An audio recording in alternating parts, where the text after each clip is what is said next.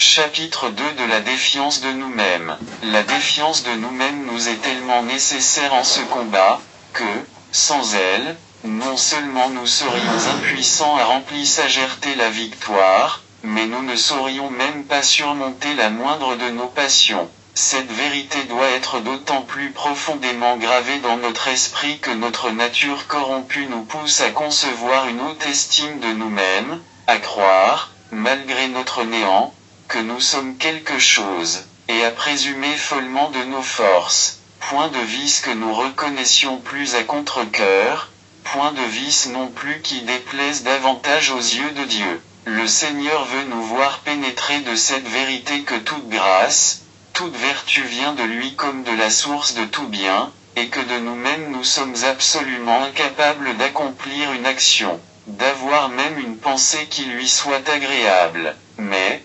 quoique cette défiance soit un don de sa main divine, un don qu'il accorde à ceux qu'il aime, tantôt par de saintes inspirations, tantôt par d'amères épreuves, par des tentations violentes et presque insurmontables, par d'autres voies encore impénétrables à notre côté, nous l'obtiendrons infailliblement si, avec l'aide de la grâce, nous employons les 4 moyens que je vous propose. Le premier, c'est de considérer notre bassesse et notre néant, et de nous bien persuader que de nous-mêmes nous ne pouvons rien faire de méritoire pour le ciel. Le second, c'est de demander avec humilité et ferveur cette importante vertu à celui qui seul peut nous la donner. Nous confesserons d'abord que, non seulement nous ne l'avons pas, mais que de nous-mêmes nous sommes dans une entière impuissance de l'obtenir. Nous nous jetterons ensuite aux pieds du Seigneur avec une confiance inébranlable en sa bonté, et nous persévérerons dans la prière,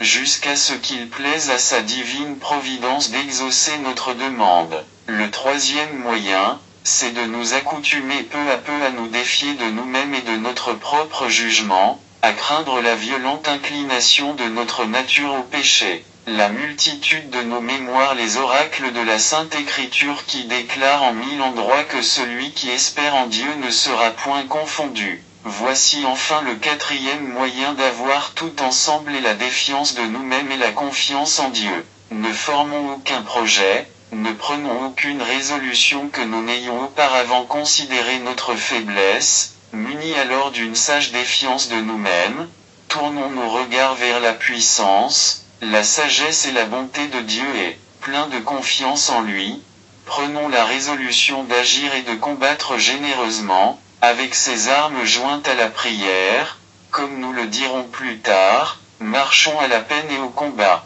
Si nous n'observons pas cet ordre, nous risquons fort de nous tromper, quand bien même tout semblerait nous indiquer que la confiance en Dieu est le principe de nos actions. La présomption nous est si naturelle, elle est, pour ainsi parler, formée d'une matière si subtile qu'elle s'infiltre à notre insu dans notre cœur et se mêle imperceptiblement à la défiance de nous-mêmes et à la confiance que nous croyons avec en Dieu. Tenez-vous donc le plus possible en garde contre la présomption et, pour établir nos œuvres sur les 2 vertus opposées à ce vice, ayez soin que la considération de votre faiblesse marche avant la considération de la toute-puissance de Dieu, et que l'une et l'autre précèdent toutes vos œuvres.